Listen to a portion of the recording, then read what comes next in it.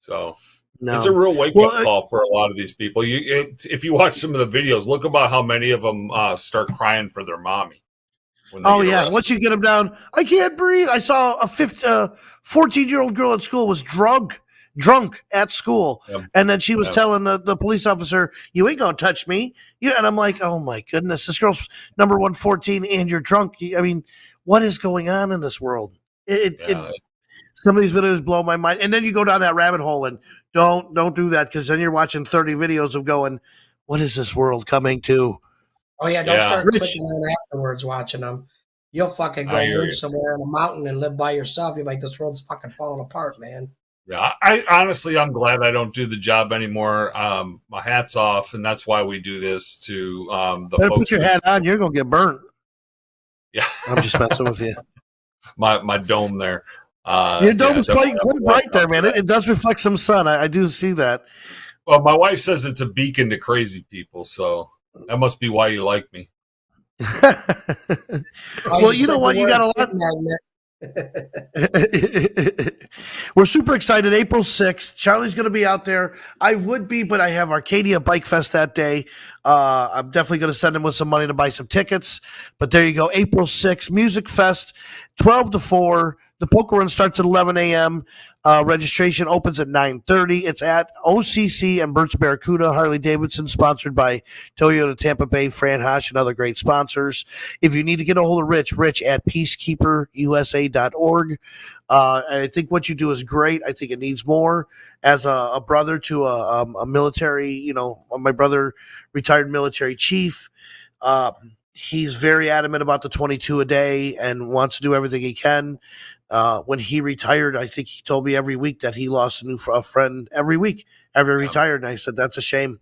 That is it a is a shame. shame. And he just kept telling me, he's like, man, I lost another buddy. And I'm like, what do you mean? And it's like, they just, why is there no exit strategy? Why is there no pre-planning for this for military, police, firefighters, ambulance? Why do we not slow down the process of when they leave and start working different ways or getting them the help they need? It's not a question of are they going to need help? It's a question of how much help are they going to need, and Because it why costs we need to money. set up That's why. precedent for that. Because it costs money, and our country as a whole has kicked mental health down the road for the next administration because they don't want to spend the money on it. And that's always what it comes down to. Well, I appreciate what you do. I know a lot of people appreciate what you do, and every time you can stop somebody from taking their life, it's a great thing. So, again, help this guy, help the Peacekeeper Initiative USA. Come out to the event, buy tickets for the gun. You take donations. He's got shirts. Anything else that we didn't touch on, Rich, that you want to let people know about? No, I mean there's a donate button on our website, on every page of our website, so you can see some of the events we've done prior. You can see the disaster relief we did during Hurricane Ian. If you scroll down a little bit, there's pictures of a lot of the stuff we donated to the Fort Myers Police Department and some of the work we did in the community. We also offer services to veterans. So what we do stays directly here in the Tampa Bay area, and goes to help people that are really heroes in our community and could use your help. You're one of them, man. You are one of those heroes that stepped up and actually jumped on board. You created Peacekeeper Initiative? I did, yeah. I started Awesome. it on my own. Awesome. So Awesome. You are a true hero helping other heroes, and I think that's great. And hopefully everybody shows up April 4th and donates, and you make a lot of money. So I'm gonna April 6th. keep talking with April 6th, right? Is that what he said? I hope I didn't You screw said that the up. 4th. That's okay. It's April 6th. That's what I'm. So April 6th, Saturday, OCC. Thank you, Rich, and we'll talk to you again soon. I appreciate you having me on. Peace, guys. Thank you. All right. Jeremy, it's definitely tough. It's like I said, when I said I did 2 weeks with the fire department. I saw some weird shit when I was with them for 2 weeks, man. I don't know. It's definitely not something I went into, obviously. I mean, you remember me telling you a few years back, we're sitting there at the bar hanging out, and this good dude gets shot and killed right at my feet in front of me.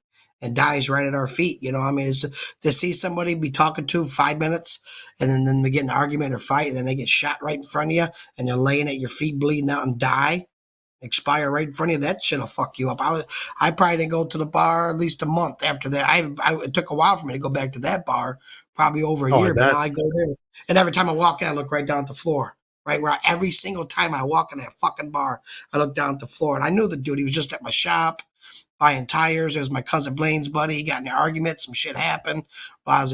Long story short, somebody pussied out and pulled a gun out and shot him in a normal fucking bar fight, hand to hand fight, because he's losing. You're gonna kill somebody. You know, just that's a whole nother. And it was a younger dude too, so that brings you back to the whole fucking this young fucking generation of people that think that they're entitled to this and that. They don't have to listen to police. They don't have to abide by the laws.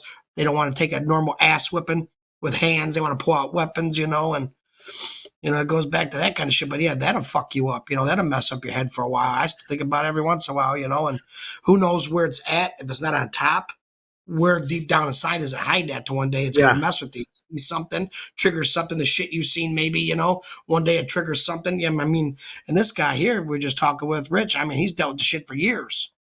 You know, don't ever be too And proud to ask for help. Don't ever be too proud, too manly to ask for help. It's not like this is something new.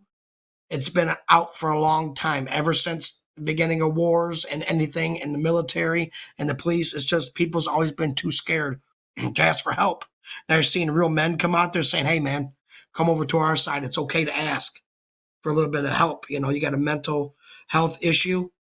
We're going to help you with it. You're going through some shit from this. We're going to help you with it." And that's good to have somebody like him be a part of something that's going to guide you in the right direction to get the right help that you need, you know, because we don't need vets homeless and on dope and any kind of suicide stuff come. We don't need that. You were our heroes and you were there for us. Police, firefighters, vets. Well, the least we could do is show you a little bit of fucking help and care. and But like you what said, he it's does all is, politics you know, and money. yeah, taking them out fishing, getting them a guitar to play. You know, music is a great thing to help. Music helps a lot. Diving, I know he does underwater diving, and they just do a lot for to keep them active and their mind going. Because you know, the worst place in the world for somebody with PTSD is sitting at home alone by yourself and letting that darkness creep in, and it's tough. It's tough. We've all been to those spots. Listen, I'm not going to sit here and say I haven't been to a spot. Jersky, I know you can't say that you haven't been to that spot. We've all thought about, is it easier if you're not here? If I just get out of it, what's the easy way out? And those thoughts are scary and terrifying and bother you. I mean, you don't want them. Nobody wants Depression's a them. motherfucker. You don't know why you feel the way you do. People say why you're that way. You can't explain it. You can't dig down deep enough to find out why you just feel fucked at the moment, like just depressed. People are like, oh, it's depression. You'll get over it. Like, hopefully I'll get Yeah. through this. You're not going to get over it. You got depression, but that's something not to fuck with, man. And I realized that a couple years ago, man. I went through the same fucking shit. And I didn't know why. People's like, what's going on with you? I'm just sitting there crying my eyes out, all fucked up, and you don't know why. Sometimes you go through shit. It could be these things that you put down deep inside growing up, or things you've seen, or shit people said to you, you've shunned off. Who knows what the fuck it is? But it's enough shit you pack down deep inside you ain't even talk to nobody about that comes out in you.